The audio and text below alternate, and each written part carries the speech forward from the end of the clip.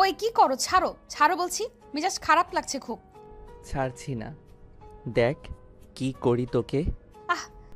তিনতলা বাড়িটাও পুরোটাই লাল নীল বাতিতে ঝলমল করছে। এ বাড়ির বড় মেয়ের আগামীকাল বিয়ে, আজ গায়ে হলুদ। আশরাফ সাহেব আর জাহানারা বেগম দম্পতি চোখের মনি তাদের বড় কন্যা অদিতি, তারই আজ গায়ে হলুদের অনুষ্ঠান।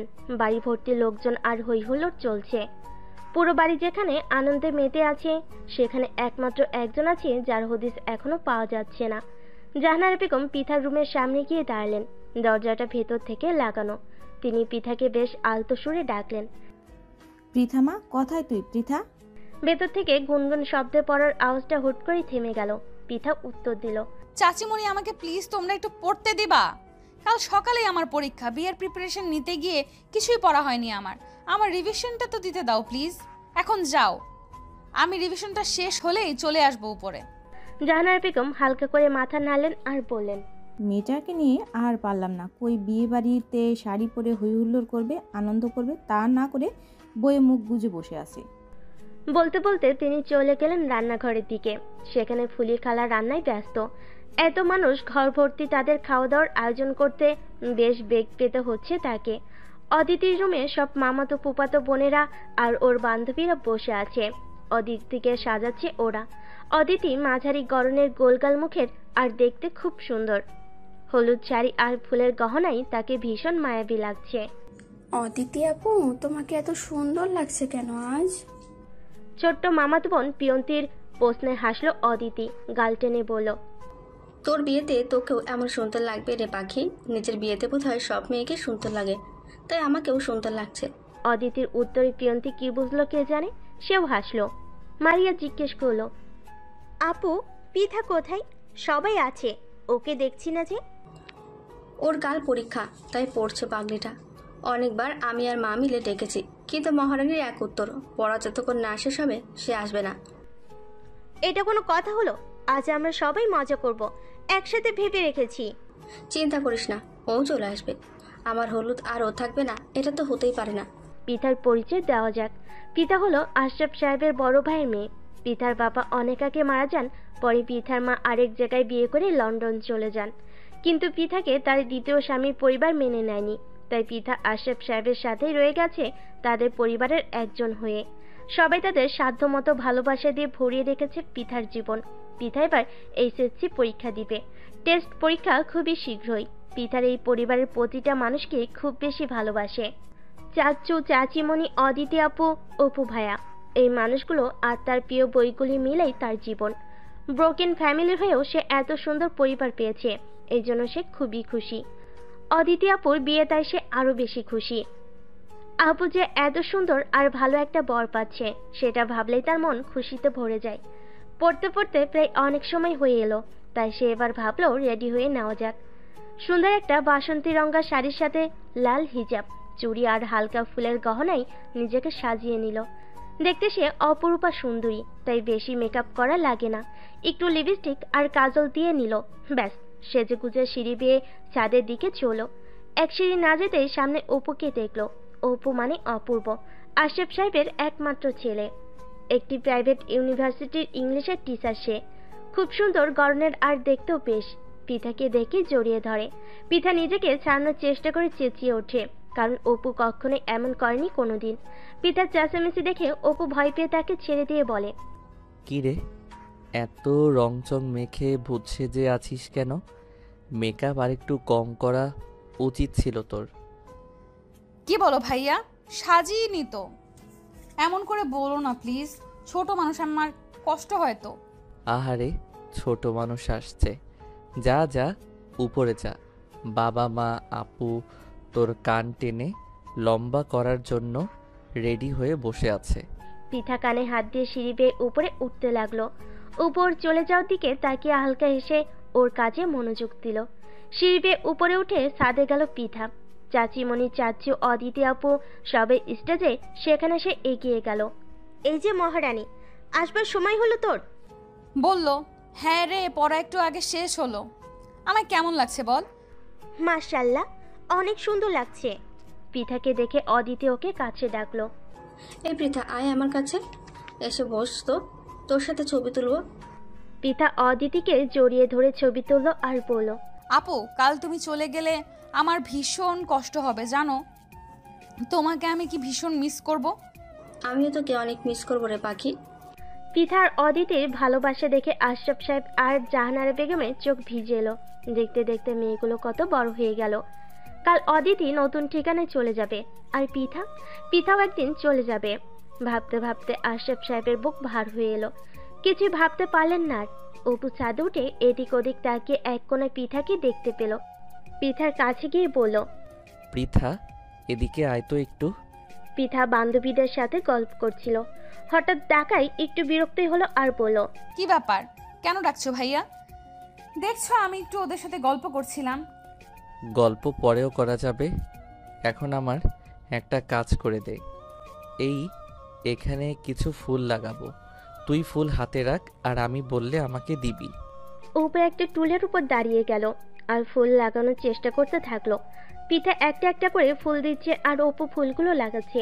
হঠাৎই টুলটা দুলে ওঠায় অপু ব্যালেন্স হারাতে নিল আর পিঠার কাঁধে হাত রেখে ভর দিল। আস্তে ভাইয়া, পড়ে যাব তো, ঠিক আছো? আমি ঠিক আছি, তুই বাকি ফুলগুলো দে। সব কাজ শেষ করে পিঠা চলে গেল একদিকে আর অপু ওর ফ্রেন্ডের কাছে গেল ওদের কিছু লাগবে কিনা দেখতে। ওর বন্ধুরা ওকে দেখেই রহস্যজনক হাসি হেসে বলল, কি দোস্ত, কি কাহিনী? একটু আগে কি হচ্ছিল? মানে কি হচ্ছিল? দোস্ত, পিতা তখন তোর পাশে দাঁড়ানো ছিল, বেশ লাগছিল কিন্তু তোদের দুজনকে। বলি, ওকে নিয়ে ভাবনা চিন্তাও তো করতে পারিস একটু। কি সুন্দর আর মিষ্টি মেয়েটা। কি যে বলিস তোরা, পৃথা আমার কত ছোট জানিস? ওই পুচকিকে নিয়ে কি ভাববো আমি? রাখতো এসব, চল ওদিকে খাওয়া দাওয়ার সময় হয়ে গেছে।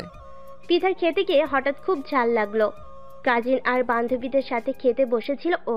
হঠাৎ ঝাল লাগায় চোখে মুখে পানি আর লাল হয়ে সে কি এক অবস্থা। অপু দূর থেকে ওর এই অবস্থা খেয়াল করে তাড়াতাড়ি কাছে এগিয়ে এসে বলল, দেখে খেতে পারিস না তুই? ঝাল পড়লো কিভাবে মুখে? পানি খা তাড়াতাড়ি, এই নে। ইচ্ছে করে মরিচ খাইনি, হঠাৎ একটা মুখে পড়লো। বুঝেছি, সাবধানে খা। পিঠার বান্ধবীরা বলল, কে রে এই ভাইয়াটা, এত সুন্দর আর হ্যান্ডসাম দেখতে বেশ কিন্তু। আমার চাচাতো ভাই অপূর্ব, মানে অপু ভাইয়া। ওর বান্ধবীরা পুলকিত নয়নে দেখতে লাগলো অপুকে। পিঠা বেশ অবাক, এত দেখার কি আছে ওনাকে। গায়ে হলুদের অনুষ্ঠান শেষ করে পিঠা অদিতিকে তার রুমে পৌঁছে নিজের রুমে চলে গেল। আগামীকাল সকালে তার পরীক্ষা। ভাবলো আরেকবার পড়াগুলো একটু রিভিশন দিয়ে দেওয়া যাক। ফ্রেশ হয়ে পড়তে বসলো। হঠাৎই ফোনে টুংটাং শব্দে পড়া অফ করে ফোন হাতে নিয়ে দেখলো হোয়াটসঅ্যাপে মেসেজ এসেছে একটা। অপু ভাইয়া পাঠিয়েছে তার আজকের একটা ছবি, পুরোটাই ক্যান্ডিড। কি একটা বিষয় সে হাসছে সেই মুহূর্তে তোলা। বাহ, ছবিটা সুন্দর। এই ছবি কখন তুললো ভাইয়া? ছবির সাথে ছোট্ট একটা মেসেজ লেখা, দেখ তো পৃথা, ভূত সেজেছিলি, তাও আমি কি সুন্দর একটা ছবি উঠালাম তোর। অপু লিখেছে। পিতা হাসলো, উঠে রান্নাঘরে গেল, এক কাপ কফি বানালো। ভাবলো এত সুন্দর ছবির বিনিময়ে এক কাপ কফি অপু ভাইয়াকে খাওয়ানো যায়। কফি বানিয়ে অপুর ঘরের দরজায় টোকা দিল 3 বার। আয় ভেতরে। দরজা ঠেলে পিতা ভিতরে ঢুকে দেখলো অপু তার ল্যাপটপ কোলে নিয়ে বসে আছে, কি যেন করছে। চশমার কাছে স্ক্রিনের প্রতিফলন দেখে বুঝলো অফিসিয়াল কোনো কাজ হয়তো। ভাইয়া তুমি বুঝলে কিভাবে যে আমি? বুঝবো না, এত রাতে তুই পেতনি ছাড়া আর কেই বা জেগে থাকবে? সবাই টায়ার্ড হয়ে ঘুম এতক্ষণে, একমাত্র তুই পড়া নিয়ে জেগে আছিস, বুঝতে পেরেছি। নাও কফি খাও। অপু কফির কাপ হাতে নিতে নিতে বলল, ছবি তোলার পারিশ্রমিক দিচ্ছিস নাকি? হ্যাঁ দিচ্ছি তো, এত সুন্দর ছবির জন্য 1 কাপ কফি তুমি প্রাপ্য। কফি শেষ করে ঘুমিয়ে পড়ো আর রাত জেগে থেকো না। বাহ, বেশ হুকুম করা শিখে গেছিস। এত বড় হয়ে গেলি কবে? পিতা ঝলমলে হাসি হাসলো আর বলল, তোকে সারা জীবন তোমার চুল টানা খাওয়ার জন্য ছোট থাকবো, সে হচ্ছে না। অপু হাহা করে হাসলো। পিতার বেশ চমৎকার লাগলো হাসিটা। মনে মনে ভাবলো, ভাইয়া কি জানে তার হাসিটা কত সুন্দর? জানে না বোধহয়। ভাবতে ভাবতে রুমে রওনা দিল। পিতার যাওয়ার পানে একবার তাকিয়ে অপু আবার ল্যাপটপে মন দিল। ভার্সিটির কিছু পরীক্ষা আছে সামনে, তারই প্রশ্নপত্র রেডি করতে হবে তার। পিতার রুমে এসে কিছুক্ষণ পরে শুয়ে পড়ল। অপুর হাসিটা এখনো তার কানে বাজছে। এত সুন্দর হাসি হাসতে পারে একটা মানুষ, কিভাবে সম্ভব? আবার ভাবলো, ধ্যাত, কি ভাবছি? হাসি সুন্দর হতেই পারে একজন মানুষের, এত ভাবাভাবি কি আছে? ভাবনাটাকে ক্লান্ত দিয়ে গভীর ঘুমিয়ে তলিয়ে গেল সে। পরদিন সকালে ব্রেকফাস্টের টেবিলে জাহানারা বেগম বললেন, অপু, তুই পৃথাকে ওর কলেজে পৌঁছে দিয়ে আয় তো। ওর 1 ঘন্টার একটা পরীক্ষা আছে, শেষ হলে আবার নিয়ে আসিস। বিয়ে বাড়ি আস, আমি বা তোর বাবা যেতে পারছি না, একা ছাড়তেও পারছি না ওকে। এত বড় মেয়ে এখনো বাবা মায়ের আঁচল ধরে থাকে, কি অদ্ভুত। ঠিক আছে, নিয়ে যাব। পৃথা মনে মনে ভাবলো, খোঁজটা না দিলে এই মানুষের পেটের ভাত হজম হতো না মনে হয়। তারপর উঠে ব্যাগটা কাঁধে নিয়ে বলল, চলো।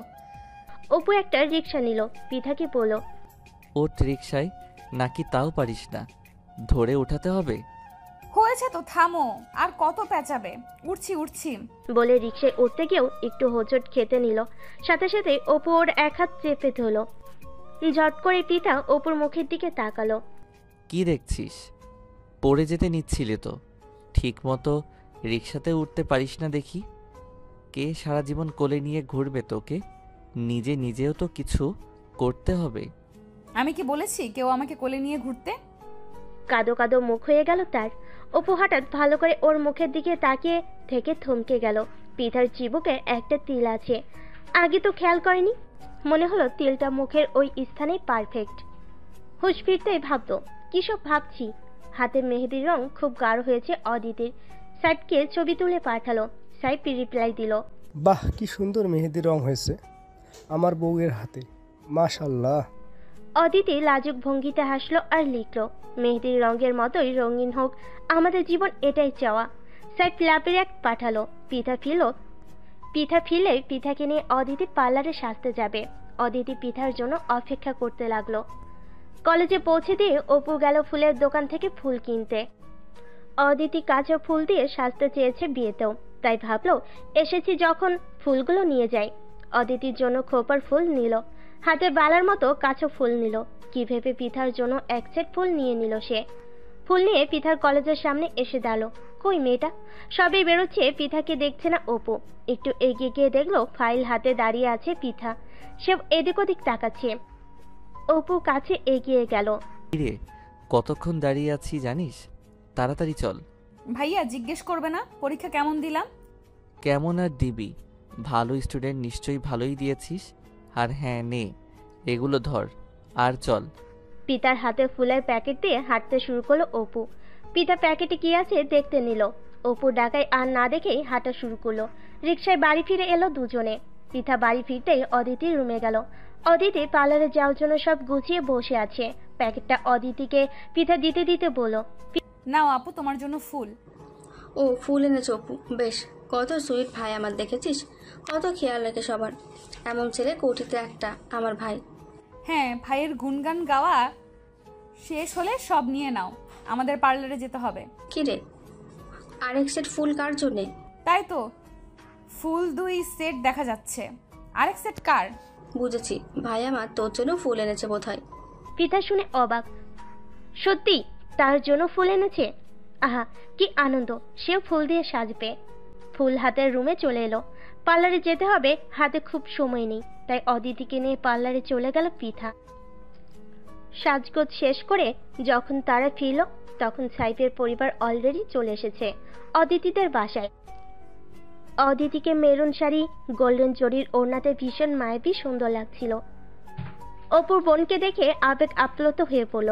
তার বোন, তার একমাত্র বোন, আজকে বিয়ে হয়ে চলে যাবে। একসাথে বড় হওয়া, খেলাধুলা করা কত শত স্মৃতি তার এই বোনের সাথে। বোনটা চলে গেলে তাদের এই ঘরটা কতটা শূন্য হয়ে যাবে ভাবতে ভাবতে চোখ ভরে এলো তার। পিতা অপুর দিকে তাকিয়ে মনে মনে ভাবলো, ওনার চোখে কি পানি? কখনো কাঁদতে দেখিনি ওনাকে। সবসময় হাসি খুশি কেয়ারিং একজন মানুষ, তার এমন আবেগকে দেখতে পেয়ে পিতা বুঝলো মানুষটা ভেতরে খুব ইমোশনাল আসলে। স্টেজে সাইফ আর অদিতিকে বসানো হলো। দুই পরিবারের সবাই খুব দোয়া করলেন তাদের দুজনকে। পিতা পার্লার থেকে ফিরেই কাজে ব্যস্ত হয়ে গেল। মেহমানদারি থেকে শুরু করে রিলেটিভদের বাচ্চা পর্যন্ত সে তদারকি করতে থাকলো। ফুলের সাজে সজ্জিত। গাঢ় সবুজ রঙের লেহেঙ্গাতে মোড়ানো এই অষ্টাদশীকে বিয়েতে আসা অনেকেই খেয়াল করেছিল। কে মেয়ে অনেকেই চিনতে পারছে না। অপু শুনল বরপক্ষে কেউ একজন বলছে, এই মেয়েটাকে আপা, দেখতে ভারী মিষ্টি তো। এমন একটা মেয়ে আমার রায়দের জন্য নিলে বেশ ভালো হয় কিন্তু। অপু ঘাড় ঘুরিয়ে দেখতে গিয়ে দেখলো বরপক্ষের একজন বেশ ভালো সম্ভ্রান্ত দেখতে মহিলা কথাগুলো বলছেন। অপুর চোখ পিঠাকে খুঁজতে লাগলো। পশ্চিমের এক কোণে কিছু বাচ্চার সাথে পিঠাকে দেখতে পেয়ে এগিয়ে গিয়ে সে বলল, পৃথা, একটু আমার সাথে আয় তো। পিঠা বিনা বাক্যে উঠে এলো। অপু ওকে নিয়ে বারান্দায় গিয়ে দাঁড়ালো। কি ব্যাপার, হঠাৎ এইখানে আনলে যে? কিছু লাগবে? পিঠার প্রশ্নে ওর মুখের দিকে তাকালো অপু। কিছুক্ষণ পিঠার চিবুকে থাকা তিলটার দিকে তাকিয়ে থেকে অপু হালকা গলায় পড়ল, পৃথা, আজ আমার মন খারাপ জানিস? হ্যাঁ জানি, অদিতি আপু চলে যাবে তাই তুমি মন খারাপ করে আছো। তুই আমাকে বুঝতে পারিস? আমি ভাবতাম মা ছাড়া আমাকে কেউই সেভাবে বুঝতে পারে না। তুমি জানো তুমি খোলা বইয়ের মতো, একটুখানি মনোযোগ দিলেই পড়া যায়। তোমার দুঃখ তোমার চেহারায় ফুটে থাকে স্পষ্ট। সামনে থাকা অষ্টাদশী এই তরুণীটিকে অপুর খুব আপন মনে হলো। পিতা ওদের সাথে কত বছর, অনেক বছর ধরে। সেই ছোটবেলা থেকে মেয়েটা ওর আশেপাশেই ছিল। আজকের মতো গভীর দৃষ্টি নিয়ে কখনো ওকে দেখা হয়নি, চেনা হয়নি। সবসময় ছোট মানুষ ভেবে ওর সাথে খুনসিটিময় সম্পর্ক অপুর। আজ সেই মেয়েটিকে দেখে মনে হচ্ছে সে আর ছোট নেই। ভালো লাগা, খারাপ লাগা, আবেগ সব বোঝার মতো বড় হয়েছে। ফুলগুলো তোকে মানিয়েছে। আজ একটু বেশি সেজেছিস নাকি? আগে এমন সাজতে দেখিনি তো। কই, আগেও তো সেজেছি অনেকবার। তোমার কাছে কি সাজটা বেশি লাগছে? বাই দ্য ওয়ে, ফুলগুলো খুব সুন্দর হয়েছে ভাইয়া, থ্যাংক ইউ। সুন্দর লাগছে তোকে ফুলগুলোতে। তবে একটা কথা, যদি কেউ তোকে ডেকে কিছু জিজ্ঞেস করে বা জানতে চায়, ফিরিস্তি নিয়ে বসে পড়িস না সব কিছু বলতে। কেন? এমনি, যা। বলে অপু চলে গেল। পিঠা কিছু বুঝলো না ব্যাপারটা ঠিক। সেও চলে গেল স্টেজের দিকে। পিঠার সব বান্ধবীরা ওকে ঘিরে ধরলো। কিরে বান্ধবী, আজ তো একেবারে পরিশ এসেছিস। মাশাআল্লাহ, ভীষণ সুন্দর লাগছে কিন্তু তোকে। হয়েছে, থাম। আয় সবাই অদিতি আপুর সাথে দেখা করবি। বলে পিঠা ওদের স্টেজে নিয়ে গেল। এই দাঁড়া দাঁড়া, পৃথা, ওই ভাইয়াটা কই রে? রূপার প্রশ্নে পিঠা তাকালো ওর দিকে। কেন ভাইয়া? আরে তোর সেই চাচাতো ভাই, একেবারে নায়ক নায়ক চেহারা যার। রূপার কথা শুনে মুখে বিরক্তি ভাব এনে পিঠা বলল, থাম, ভাইয়া ইউনিভার্সিটিতে পড়ায় জানিস? শুনলে তোর খবর করে ফেলবে। ওনার এসব কথাবার্তা পছন্দ না। ওনার পছন্দ না নাকি তোর পছন্দ না সেটা বল। রূপার কথাই পিঠা খুবই বিরক্ত হলো, আর কোনো উত্তর দিল না। আপা, এই মেয়েটি কে গো? জাহানার বেগমকে প্রশ্ন করলেন সাইফের মামি। জি, ও পৃথা, আমার ভাসুরের মেয়ে। মাশাআল্লাহ মাশাআল্লাহ, মেয়েটা দেখতে ভীষণ মিষ্টি। ওর বাবা মা কোথায়?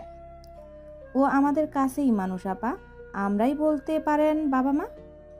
আচ্ছা বেশ, তাহলে তো আপনার সাথে আলাপ করা যায়। কি বিষয়? আমার একটা ছেলে রাইট সুইজারল্যান্ডে থাকে। আমরা ছেলেকে বিয়ে করাবো, তাই অনেকদিন একটা মেয়ে খুঁজছি। পৃথাকে আমাদের ভালো লেগেছে। আপনারা চাইলে আমরা ওকে আমাদের মেয়ে বানিয়ে আমাদের বাসায় নিয়ে যেতে চাই। আপা, ও তো এখনো অনেক ছোট, এসব নিয়ে আমরা ভাবিনি আসলে।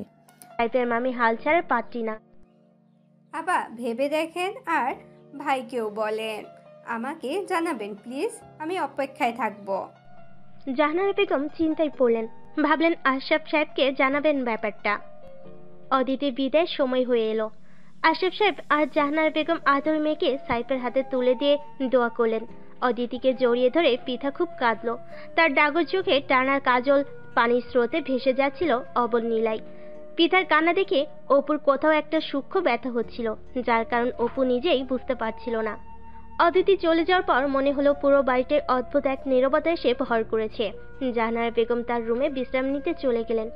আশরাফ সাহেব গেলেন বিয়েতে সাহায্য করা আসে কিছু স্টাফদের পাওনা মিটিয়ে দিতে। পিঠা ওর রুমে এসে ফ্রেশ হবার জন্য কাপড় থেকে কাপড় বের করে আয়নার সামনে চোখ পড়তে দেখলো কাজল লেপ্টে ওর চেহারার অবস্থা শোচনীয়। ফুলের গহনাগুলোতে আরেকবার চোখ পড়লো তার। সারাদিনের দৌড়ঝাঁপে ফুলগুলোর দিকে মনোযোগ দিতে গিয়েও দিতে পারেনি সে। এখন খেয়াল করলো আসলেই ভীষণ সুন্দর ফুলগুলো। অপু ভাই এত কেয়ারিং একজন মানুষ সব সময়, কখনো অবসরে মানুষটাকে নিয়ে ভাবা হয়নি পৃথার। মাথা ভর্তি কোকড়া চুল, উজ্জ্বল চোখের মায়া মায়া চাহনি, শান্তশিষ্ট স্বভাবের অপুকে কখনো পৃথা আলাদা করে ভাববে সে কথা মাথায় আসেনি। পৃথা যখন খুব ছোট তার মনেও নেই, তখন এ বাড়িতে চাচুর কোলে চড়ে পা রেখেছিল। অদিতি আপুর সাথে বেশি সখ্যতা ছিল পৃথার। অপু সবসময় শান্তশিষ্ট স্বভাবের ছিল। কখনো কখনো পৃথাকে ডেকে বলতো, তোর চুলগুলো খুব সুন্দর তো, খুব টানতে ইচ্ছে করছে। পৃথা দুই হাতে বেনি ধরে দৌড়ে পালাতো। কখনো কখনো পৃথা আর অদিতির জন্য ফুচকা, আইসক্রিম এসব নিয়ে আসতো। বলা যায় সহজ একটা সম্পর্ক ছিল তাদের। কিন্তু আজ অন্যরকম কেন লাগছে পৃথার? মানুষটাকে আলাদা করে দেখতে, আলাদা করে ভাবতেই ইচ্ছে করছে। এই ইচ্ছার নাম কি? চৈত্রের এই রূপালী নির্জন রাতে অষ্টাদশী এক তরুণীর হৃদয়ে কি নতুন কোনো অনুভূতির আনাগোনা হলো অগোচরে, কে জানে। অপু ওর রুমেই ছিল, মন খারাপ ভাবটা এখনো কাটেনি। এক কাপ কফি খেতে মন চাইলো। পৃথাকে একবার ডাকবে কিনা ভাবলো, আবার ভাবলো পৃথা হয়তো টায়ার্ড। একটু পরে খুট করে আওয়াজ হলো দরজায়। পৃথাকে কফি নিয়ে ঢুকতে দেখে অবাক হলো। পৃথা স্নিগ্ধ হেসে বলল, ভাইয়া কফি খাও, খুব টায়ার্ড তুমি, একটু রিফ্রেশ লাগবে।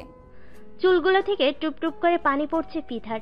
স্নিগ্ধ একটা গোলগাল ফর্সা মুখ, গভীর টিকালো নাক, সব মিলে কি অসাধারণ লাগছে মেয়েটাকে। অপু চেয়ে রইল কিছুক্ষণ, জিজ্ঞেস করলো, কাল তোর পরীক্ষা নেই? না ভাইয়া, কাল নেই। বারবার পৃথার ভাইয়া ডাকটা অপুর কানে খুব লাগছিল। এতবার বলা কি আছে, মনে হয় যেন মালা জপছে। অপু মনে মনে খানিক রুষ্ট হলো, বাট প্রকাশ করলো না। ভাইয়া, তোমার রুমে এগুলো কি বই? হ্যাঁ, কেন? আমি পরীক্ষা শেষ করে তোমার কাছ থেকে নিয়ে এগুলো পড়বো। ঠিক আছে, পড়িস, এখন ঘুমা। আচ্ছা, গুড নাইট। পৃথা ওর রুমের দিকে উল্টো ঘুরে যেতে নিলে অপু বলল, পৃথা শোন, আজ বাইরে খুব জ্যোৎস্না, ছাদে যাবি? পৃথা অবাক হলো। অপু ভাই সাধারণত ছাদে খুব একটা যায় না। সে আর অদিতি মাঝে মধ্যে যেত বলে উল্টা বকুনি দিত। আজ কি হলো হঠাৎ? ছাদে যাব, চাচিমণিকে বলে যাই। আম্মুকে বলা লাগবে না, আমি যাচ্ছি তো সাথে, আর বলার কি আছে, চল।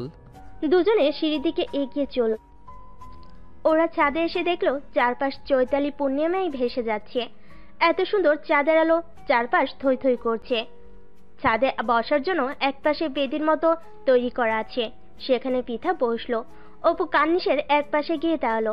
থালার মতো বড় চাঁদটা ওদের মাথার উপর, ভীষণ মায়াময় এক পরিবেশ। তোর মনে আছে পৃথা, একদিন তুই আর অদিতি আপু নানু বাড়িতে পুকুরে সাঁতার কাটতে গিয়েছিলি? তুই হঠাৎ ডুবে যেতে নিয়েছিলি, পরে অদিতি আপু নিজের জীবনের পরোয়া না করেই তোকে বাঁচাতে ঝাঁপ দিয়েছিল, অথচ সে নিজেও সাঁতার জানতো না। পরে ভাগ্যক্রমে আমি সেখানে থাকায় বাকিদের ডেকে এনে সবাই মিলে তোদের উদ্ধার করি। হ্যাঁ, মনে আছে। কি ভয়াবহ সে দিনটা, আমি এখনো ভুলিনি। আমার বোনটা এমনই মায়াবী রে, আজকে আপুকে অনেক মিস করছি। বাসাটা খালি হয়ে গেল, ছোটবেলাটা খুব তাড়াতাড়ি কেটে যায়। কেন রে, কেন আমরা সেই সময়গুলোকে ধরে রাখতে পারি না? বলতে বলতে গলা ধরে এলো অপুর। পিতা উঠে গিয়ে অপুর পাশে দাঁড়ালো, কাঁধে একটা হাত রেখে বলল, শান্ত হও প্লিজ। আপুর বর খুব ভালো, সবসময় আপুকে নিয়ে এখানে আসবে, বেরিয়ে যাবে ওরা, আপুকে সবসময় দেখতে পাবে, মন খারাপ করো না। একবার চাঁদের দিকে তাকিয়ে আবার পিতার মুখের দিকে তাকালো অপু। জ্যোৎস্নায় ভেসে যাওয়া সেই রাতে অপুর মনে হলো সারা জীবন এই চমৎকার তরুণীটিকে এভাবে পাশে বসিয়ে জ্যোৎস্না দেখে কাটিয়ে দিলে মন্দ হয় না। বিয়ের আয়োজন কাটিয়ে উঠতেই পিতা ব্যস্ত হয়ে গেল পড়াশোনা নিয়ে। 3 মাস পর তার এইচএসসি পরীক্ষা। খুব মন দিয়ে পড়াশোনা করতে লাগলো সে। অপুর সাথে দেখা সাক্ষাৎও কমে গেল। মাঝে মধ্যে রাতে একটু কফি নিয়ে যাওয়া ছাড়া তেমন কথা হয় না অপুর সাথে। এদিকে অপু ভার্সিটির অফিসিয়াল কাজে ব্যস্ত হয়ে পড়ল। দেখতে দেখতে পিথার এইচএসসি পরীক্ষা শুরু হয়ে গেল। দিনরাত পরিশ্রম করে পিথা বেশ ভালো একটা পরীক্ষা দিল। খুব আশাবাদী সে ভালো রেজাল্টের জন্য। পরীক্ষা শেষ করে বাসায় এসে ফ্রেশ হয়ে চাচিমণির সাথে বেশ কিছুক্ষণ গল্প করলো সে। সন্ধ্যায় কলিং বেল বাজলো। জাহানারা বেগম বললেন, যা তো পৃথা, নিশ্চয়ই অপু এসেছে, দরজাটা খুলে দে। পৃথা দৌড়ে গিয়ে দরজা খুলতে দেখলো অপুই এসেছে। হাতে কি যেন প্যাকেট। সেগুলো দেখে পিতা দরজা জুড়েই দাঁড়িয়ে রইল। কি রে সর, ঢুকতে দিবি না নাকি? ও সরি সরি, আসো আসো। এগুলো কি হাতে? বলতো কি? ও মা, আমি কিভাবে বলবো? না বলতে পারলে পাবি না, যা। পিতা মুখ ভ্যাংচালো। দেখো না চাচিমণি কেমন করছে। কিরে তুই কি শুরু করলি বলতো মেয়েটার সাথে? মায়ের কথাই বেশ হাসি পাচ্ছি অপুর। মা, মেয়েটাকে জ্বালাতে তো ভীষণ মজা। না, মাঝের মধ্যে জ্বালাতে হবে দেখা যাচ্ছে। আম্মু কে যেন ফুচকা আইসক্রিম এসব পছন্দ করে, তার জন্য এনেছি। এত কষ্ট করে 2 মাস ধরে বেচারা পরীক্ষা দিল, খাওয়া দাওয়া করেনি ঠিক করে। তাই ভাবলাম কিছু খাবার দাবার আনি, বাবাকে ডাকো একসাথে খাওয়া যাক। জাহানারা বেগম খুশি হলেন। ওদিকে পিতা তো খুশিতে বাকবাকুম। প্যাকেট খুলে হামড়ে পড়ে সে খেতে আরম্ভ করলো। পিতার বাচ্চামো দেখে হাসি পাচ্ছে খুব অপুর। খাওয়া শেষ করে আমার ঘরে আসিস, তোকে সুন্দর কিছু বই দিব পড়তে। আচ্ছা চাচিমণি, অদিতি আপুরা বলেছিল আসবে, কবে আসবে বলেছে কিছু? পৃথা, হ্যাঁ রে, অদিতিরা হয়তো আগামী শুক্রবারে আসবে। ও আচ্ছা। অদিতির কথা উঠতেই জাহানারা বেগমের মনে পড়ল সাইফের মামির বলা সেই কথাগুলো। মহিলা ভীষণ নাছোড় বান্দা। বিয়ের পর 3 মাস কেটে গেছে। এর মধ্যে কয়েকবার খোঁজ নিয়েছেন অপুর বাবা কিছু জানালেন কিনা পৃথার বিয়ের ব্যাপারে। বারবারই এড়িয়ে গেছেন উনি। মনে সুপ্ত মণিকঠায় তার একটা বাসনা যে অনেকদিন ধরেই বসবাস করছে। পৃথাকে তিনি কোনো মতেই দূরে পাঠাতে চান না। তার অপুর জন্য পৃথার চেয়ে উপযুক্ত কেউ হতে পারে না বলে তার বিশ্বাস। কখনো কথা কাউকে তিনি শেয়ার করেননি, এমনকি অপুর বাবাকেও না। কিন্তু এখন মনে হচ্ছে সে দিনটা এসে পড়েছে। তিনি তার বাসনাকে এবার বাস্তবে রূপ দিতে চান। না, অপুর বাবার সাথে আলোচনা করতেই হবে এবার। পিতা বই আনতে অপুর রুমে গিয়ে টোকা দিল। ভেতরে আয়। কি করছিলে? আর্নেস্ট হেমিংওয়ের Old Man and the Sea পড়ছিলাম। বাবা, কি কাঠখোট্টা নাম। এত কঠিন বই পড়ো কিভাবে তুমি? আরে বলিস কি, দারুণ, বইটা পড়লে বুঝবি। বাদ দাও, এই বইটা তো শেষ, আরেকটা দাও ভাইয়া। বাহ, পড়ে ফেলেছিস? আচ্ছা, তাহলে এবার হুমায়ুন আহমেদের অপেক্ষাটা পড়, দারুণ। সেলফ থেকে একটা বই বের করে এনে পিতা অপুর খাটে বসেই বইটা পড়তে লাগলো। অপু বসলো তার ল্যাপটপ নিয়ে। ল্যাপটপে কাজ করার ফাঁকে পিতাকে আর চোখে দেখতে লাগলো। হাত পা গুটিয়ে কেমন আদুরে ভঙ্গিতে বই পড়ছে মেয়েটা। এর সব কিছুই এত আদুরে কেন? অপুর হঠাৎ ইচ্ছে হলো পিতার গাল দুটো টিপে দিতে। এটা ভেবে মনে মনেই হাসছিল অপু। বই পড়তে পড়তে সেখানেই ঘুমিয়ে গেল পিতা। অপু অনেক ডাকলো, কিন্তু পিতাকে আর জাগানো গেল না। অপু ভাবলো থাক, ঘুমাক, আমি বরং গেস্ট রুমেই ঘুমাবো আজ। পিতার গায়ে পাতলা একটা কমফোর্টার দিয়ে ওর ঘুমন্ত মুখের দিকে একবার তাকালো সে। কপালে ঠোঁট ছুঁয়ে দেবার তীব্র বাসনাটা অতি কষ্টে নিবারণ করলো সে। না, তার কোনো অধিকার নেই। অধিকার ব্যতীত স্পর্শ করার মতো দুষ্টু মন কখনোই তার নেই। লাইট নিভিয়ে চলে এলো সে গেস্ট রুমে। পরে শুক্রবার অদিতি এলো বেড়াতে। অপু, পিতা, অদিতি, সাইফ সবাই মিলে বেশ দারুণ একটা সময় কাটালো ওরা। অদিতি হঠাৎ তার মাকে বলল, আম্মু ভুলে তো গিয়েছিলাম, সাইফের মামি কি তোমার সাথে কিছু বলেছিল? হ্যাঁ বলেছিল, পরে তোর সাথে এ ব্যাপারে কথা বলবো। পিতা অদিতির মুখের দিকে তাকিয়ে রইল। কি ব্যাপারে কথা হচ্ছে ঠিক বুঝতে পারল না। জাহানারা বেগম সপ্তপনে এড়িয়ে গেলেন ব্যাপারটা। পিতার এসএসসি রেজাল্ট দিয়ে দিল। গোল্ডেন জিপিএ 5 পেয়ে দারুণ রেজাল্ট করলো সে। চাচিমণি আর চাচু প্রাণ ভরে দোয়া করলেন পিতা। অদিতিও চলে এলো পিতাকে কনগ্রাচুলেশন জানাতে। অপু ফোন করে জানালো সবাই রেডি হয়ে থাকবে, সবাইকে নিয়ে আজ বাইরে খেতে যাবে। সুন্দর একটা বেগুনি রঙের 3 পিস পরে চোখে কাজল এঁকে হালকা লিপস্টিক দিয়ে তৈরি হয়ে নিল পিতা, সাথে ম্যাচিং হিজাবও পরে নিল। গত ঈদে চাচু ওকে জামাটা গিফট করেছিল, খুব প্রিয় জামাটা ওর।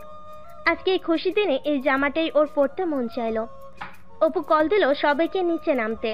আজ গাড়িতে করে রেস্টুরেন্টে যাবে ওরা। সবাই একে একে নামতে শুরু করলো। পিঠা এলো সবার শেষে। বেগুনি রঙা অষ্টদশীকে দেখে কিছুক্ষণের জন্য বাকরুদ্ধ হয়ে গেল অপু।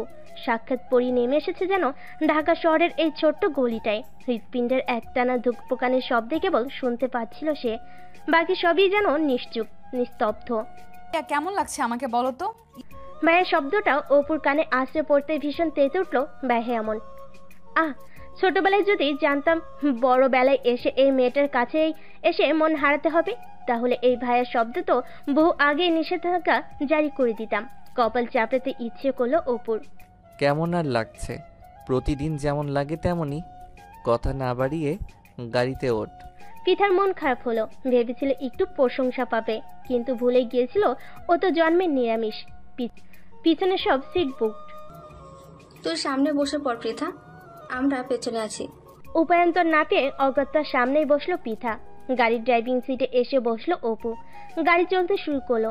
আজকের খুশির দিনটাই সবকিছু যেন অন্যরকম রঙিন লাগছে পৃথার কাছে। বাড়ির সৌন্দর্য কিছুক্ষণ উপভোগ করে পৃথা অপুর দিকে একটু মনোযোগ দিল। আকাশি রঙের ফর্মাল শার্টে হালকা খোঁচা খোঁচা দাড়িতে বেশ লাগছে তাকে। আর চোখে তাকানোটা অপু খেয়াল করলো না। স্টারিংয়ে হাত রেখে জিজ্ঞেস করলো, নতুন দেখছিস নাকি? মানে কোথায় যাচ্ছি আমরা? একটা ভালো রেস্টুরেন্ট হয়েছে নতুন, ভাবলাম সবাই মিলে যাই। অদিতি আপুকে নিয়েও সেভাবে বের হওয়া হয় না আমার কাজের চাপে। আর যেহেতু আজ একটা খুশির দিন, তাই সবাই মিলে একটু মজা করে আসি, কি বলিস? হ্যাঁ, খুব মজা হবে। পৃথার খুশি দেখে অপুর মনে হলো এই একটা মানুষ যে হাসতে দেখে হয়তো তার জন্ম। আজকাল পৃথা হাসলে ওর চারপাশটা কেমন যেন আপনা আপনি রঙিন হয়ে যাচ্ছে। অপু ডাকলো, পৃথা। বলো। তুই সবসময় কাজল পরে থাকিস, কাজলে তোর চোখে অদ্ভুত মায়া লেগে থাকে। পৃথা চোখ বড় করে তাকিয়ে রইল। কান দিয়ে ধোয়া বেরোচ্ছে, গালগুলোতে লাল আভা এসে একটু একটু করে ছড়িয়ে পড়ছে। এই মানুষটা তার এইমাত্র প্রশংসা করলো। এই নিরামিষটা তার প্রশংসা করবে ভাবেনি। আজ সবকিছু এত সুন্দর কেন? সবাই মিলে রেস্টুরেন্টে এসে পৌঁছালো। পৃথার সব ফেভারিট খাবার অর্ডার করলো অপু।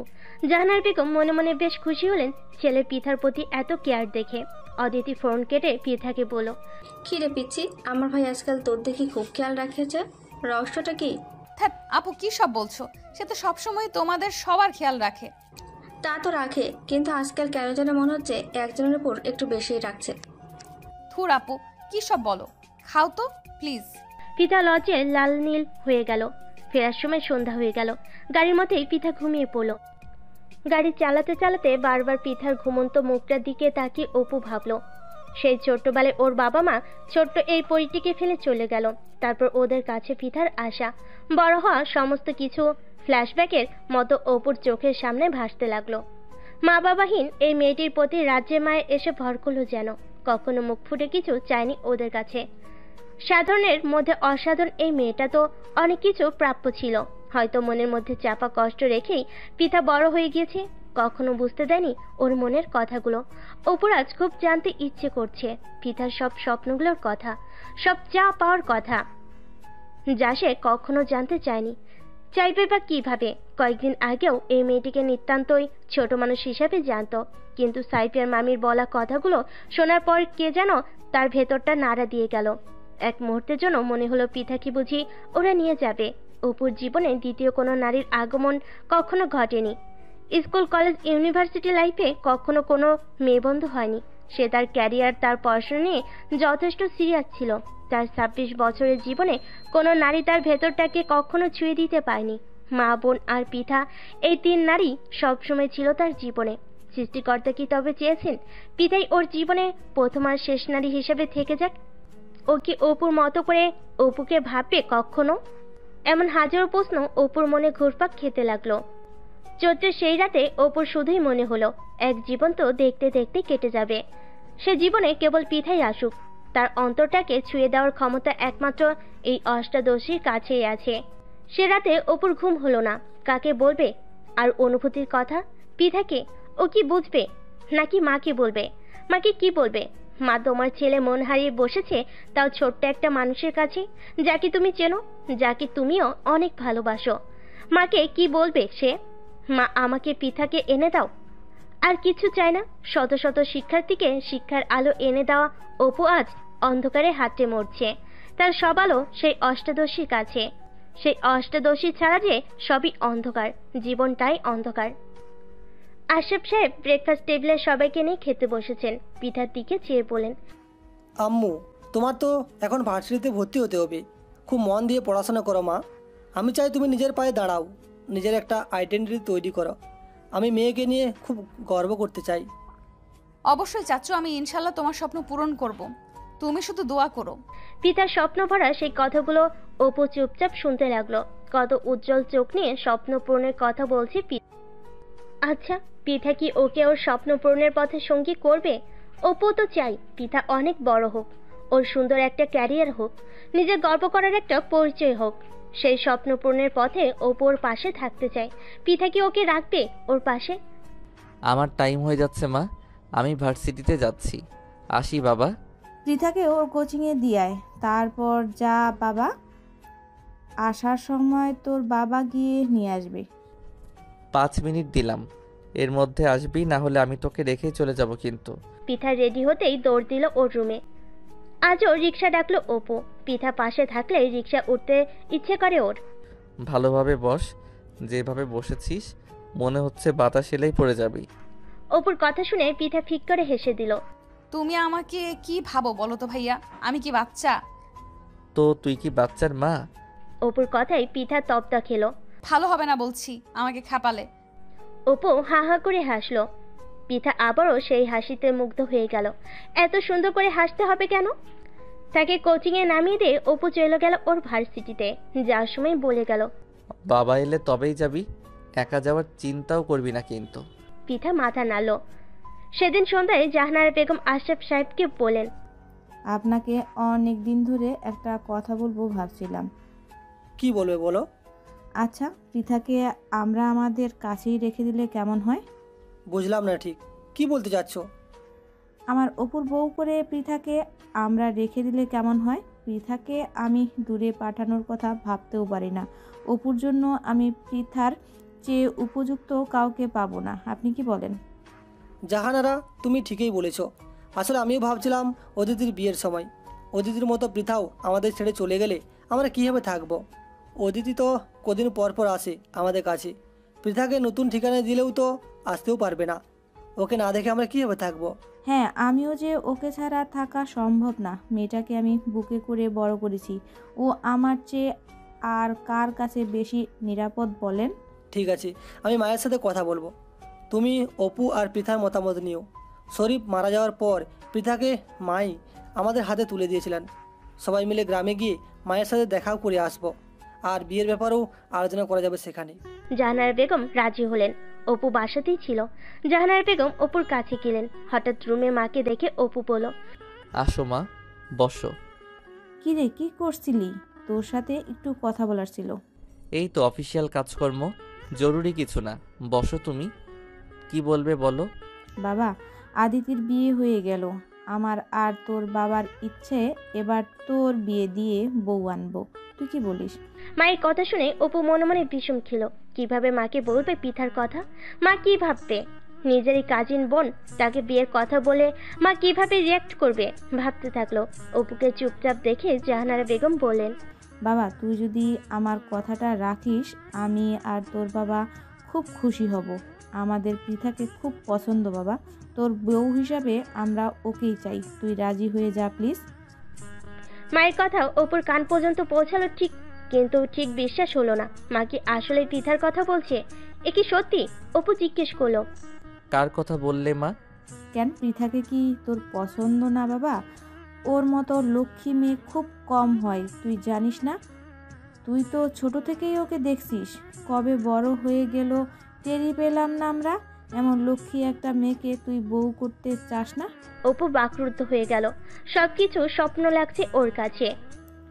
তোর বাবা আর আমি তোদের মতামত নিয়ে তবেই বিয়ের কথা আগাবো। তাই তোর মনে যাই আছে আমাকে বল বাবা। অপু নিজের উচ্ছ্বাসটা ধরে রেখে বলল, মা, সবসময় আমি তোমার আর বাবার কথা শুনেছি, আজও ব্যতিক্রম হবে না। তোমাদের সিদ্ধান্তই আমার সিদ্ধান্ত। কিন্তু মা, আমার একটা কথা বলার ছিল।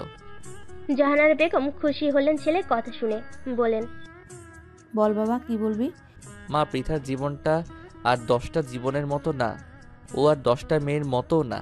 ও কখনো প্রকাশ করে না, কিন্তু ওর নিজস্ব কিছু চাওয়া পাওয়া আছে, ওর কিছু স্বপ্ন আছে, সেগুলো পূরণ করার দায়িত্ব তো আমাদেরই মা। আমরা যদি এখন ওকে বিয়ের মতো দায়িত্বের বন্ধনে বেঁধে ফেলি, ও কি পারবে সেসব সামলাতে? ওর দিকটা তো আমাদের সবার আগে ভাবা লাগবে, তাই না মা? হয়তো তোমার বা বাবার দিকে তাকিয়ে ও বিয়েতে রাজি হয়ে যাবে, কিন্তু ওর স্বপ্নগুলো তো ওর অংশ। সেগুলো পূরণের আগে কি বিয়েটা ওর করা উচিত? জাহানারা বেগম ভাবনায় পড়লেন। অপু তো ঠিকই বলেছে, পৃথা তো আর 10টা মেয়ের মতো না। ওর জন্য ওর পড়াশোনা, ওর স্বপ্নগুলো অনেক দামি, তাই তো নিজেকে এমনভাবে গড়ে তুলেছে ও। কখনোই নিজের লক্ষ্য থেকে বিন্দুমাত্র সরে যায়নি। তাহলে কি ওকে এখনই বিয়ের মতো গুরু দায়িত্ব দিয়ে দেওয়া ঠিক হবে? ছেলের দিকে তাকিয়ে বলেন, ঠিক বলছিস বাবা, আমরা কেবল আমাদেরটাই দেখছি, ওর দিকটা ভাবিনি। ঠিক আছে, পৃথার মতামত জেনে আমি আর তোর বাবা এমন সিদ্ধান্তই নেব যাতে বিয়ে হলে ওর লক্ষ্য পূরণে কোনো ক্ষতি না হয়। তুই চিন্তা করিস না, আমরা সব সময় তোদের পাশে আছি। মায়ের কথা শুনে মনে মনে খুব আশ্বস্ত হলো অপু। এমন বাবা মা খুব ভাগ্য করে পেয়েছে আসলে। পৃথা কি মতামত দেয় সেটা ভাবনায় এলো অপুর। রাজি হবে সে, নাকি সারাজীবন ফার্স্ট হয়ে আসা ছেলেটা প্রথমবারের মতো ফেল হয়ে যাবে নিজের পছন্দের মেয়েটার কাছে? পৃথা পড়ছিল, বাইরে থেকে পড়ার আওয়াজ পাচ্ছিলেন জাহানারা বেগম। দরজা ঠেলে ভিতরে ঢুকে বললেন, কি রে মা, পড়া শেষ হয়নি? না চাচিমণি, এখনো অনেক বাকি। তুমি দাঁড়িয়ে কেন, বসো, তোমার কোলে মাথা রেখে একটু শুই, খুব মাথাটা ব্যথা করছে। বলেই পৃথা জাহানারার কোলে শুয়ে পড়ল। জাহানারা দেখলো কি অসম্ভব এক মায়াবতী তার কোলে শুয়ে আছে। মেয়েটা কবে যে এত বড় হয়ে গেল ভেবে পেল না। এই তো মনে হয় সেদিন বাসে এলো অপুর বাবার কোলে চড়ে। তারপর দিন মাস বছর পেরিয়ে আজ কত বড় হয়ে গেল দেখতে দেখতে। জাহানারা পৃথার মাথায় বেলি কেটে দিতে দিতে বললেন, পৃথা মা, তোকে একটা কথা বলার ছিল। বলো চাচিমণি, কি বলতে চাও? মা, আমি আর তোর চাচু ভাবছিলাম তোকে আমাদের কাছেই রেখে দিব। আমি তো তোমাদের কাছেই থাকবো, আর কোথায় থাকবো আমি? হ্যাঁ তা তো থাকবি, কিন্তু মা, মেয়েদের তো একদিন অন্যের ঘরে চলে যেতে হয়, এটাই নিয়ম। আমরা চাই তুই সেই অন্যের ঘরে না গিয়ে আমাদের ঘরেই আজীবন আমাদের মেয়ে হয়ে থাকবি মা? পারবি আমার ছেলেটার সুখ দুঃখের ওর পাশে থাকতে? পিতা বিস্ফোরিত চোখে তাকালো, কান লজ্জায় লাল হয়ে গেল। এরকম মুহূর্ত সে কখনো কল্পনা করেনি। বাবা মা ছোটবেলায় হারিয়ে যাওয়া পিতা কখনো ভাবেনি তার বিয়ে হবে, সংসার হবে, কারণ এই ব্যাপারগুলো তার কাছে সবসময়ই ধোঁয়াশা। তার জীবনে একমাত্র তার পড়াশোনা, তার নিজের পায়ে দাঁড়ানোর স্বপ্ন, আর 4 জন মানুষ যারা তার খুব কাছের। অন্য চিন্তা কখনো মাথায় আসেনি। পিতা মাথা নিচু করে রইল। কি বলবে সে? অপু ভাইকে সে সবসময় বড় হিসাবে শ্রদ্ধা করেছে, ভালোবেসেছে, কিন্তু জীবনসঙ্গী হিসেবে ভাবা হয়নি। মানুষটা সেই প্রাণখোলা হাসিটা চোখে ভাসলো। কি সুন্দর হাসে মানুষটা। বুকটা ধুকধুক করে উঠল। কি রে, কি ভাবছিস? আমার ছেলেকে পছন্দ না তোর? না হলে বল, মনে যা আসে আমাকে নির্দ্বিধায় বলে দে। চাচিমণি, তোমরাই আমার সবকিছু। জ্ঞান হওয়ার পর আমি তোমাদের ভালোবাসা পেয়ে বড় হয়েছি। তোমাদের কোনো কথা আমি রাখবো না এমন হতে পারে কখনো, কিন্তু চাচিমণি, আমার অনেক দিনের স্বপ্ন আমি পড়াশোনা করে নিজের একটা পরিচয় তৈরি করব। সেই সুযোগটা কি আমি পাবো তোমাদের কাছে? জাহানারা পিতাকে বুকে জড়িয়ে ধরে বললেন, পাগলি মা আমার, তোর সব স্বপ্নের ভার আরেকজন নিবে বলে বসে আছে তা হয়তো তুই জানিসও না।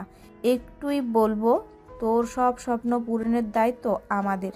দুনিয়ার কে কি বলে বলুক, কিন্তু তোর স্বপ্ন সবার আগে, তারপর বাকি সব। নে এবার কোলে শুয়ে পড়, আমি তোর মাথায় হাত বুলিয়ে দিচ্ছি। পিতা শুয়ে পড়ল। জাহানারা পিতার মাথায় হাত রাখলেন। পিতার মনে হলো মা তার মাথায় বুঝি হাত রাখলেন। কতদিন মায়ের স্পর্শ পায় না সে, কতগুলো বছর মাকে দেখে না।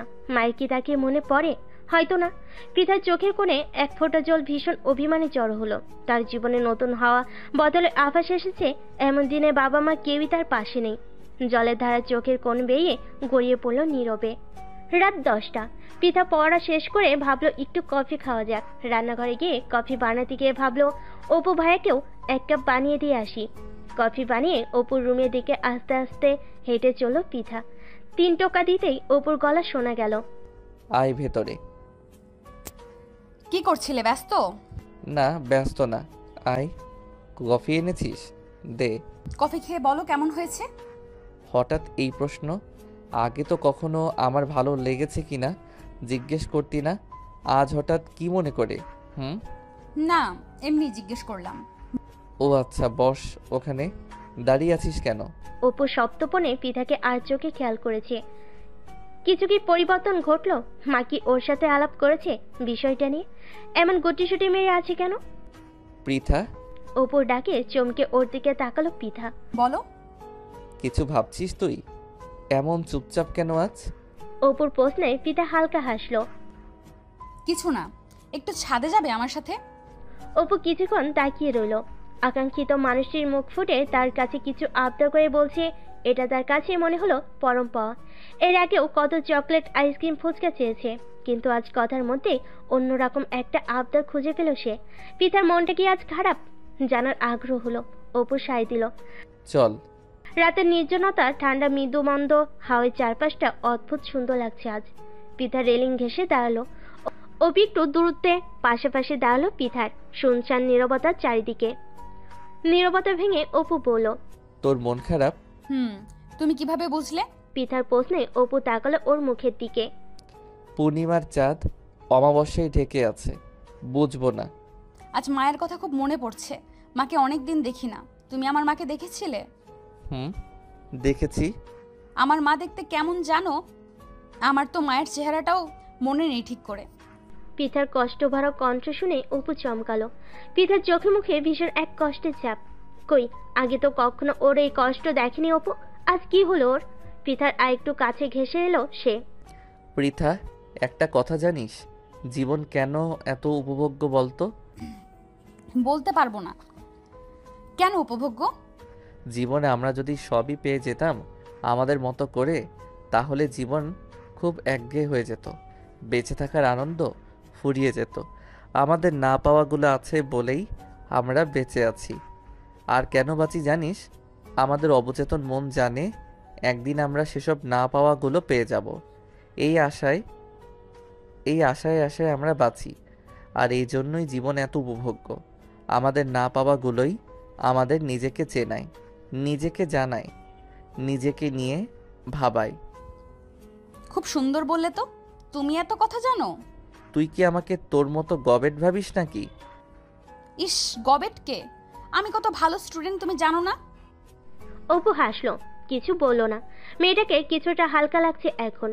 আচ্ছা পৃথা, যদি বড় মা কখনো ফেরত আসে, এসে বলে তোকে তার সাথে যেতে, তুই যাবি? পৃথা তাকালো অপুর দিকে। অপুর চোখে কি যেন একটা ভয় দেখতে পেল। কিসের ভয় ওর চোখে মুখে? কি রে, বললি না? হুঁশ ফিরে আসতেই পৃথা বলল, মা আসবে না। ধর যদি আসে? যাব না, আমি কখনোই যাব না। অপু ফোঁস করে একটা নিঃশ্বাস ফেল। হঠাৎ এই প্রশ্ন কেন করলে তুমি? জানি না, বুঝতে পারছি না আজকাল আমার মনের কি হয়েছে। আমি নিজেই বুঝতে পারছি না। মনের ডাক্তার দেখাতে হবে বোধহয়। তো দেখাও ডাক্তার। যেই সেই ডাক্তারে হবে না ম্যাডাম, পার্মানেন্ট ডাক্তার লাগবে। বলে অপু রহস্যময় হাসি দিল। পৃথার কান লাল হয়ে গেল। এসব কি বলছে লোকটা? কোনো কিছু কি ইঙ্গিত দিচ্ছে? চাচিমণি তোমাকে কিছু বলেছে? পৃথার প্রশ্নে চট করে ওর দিকে তাকালো অপু। কি বলবে? না, কিছু না। চলো, অনেক রাত হলো। এই বলে পৃথা উল্টো ঘুরে হেঁটে যেতে নিল। পৃথা শোন। ডাক শুনে ফিরে তাকালো পৃথা। কি? আর একটু কাছে আয়। পৃথা ফরকে গেল। চাচ্ছেটা কি মানুষটা?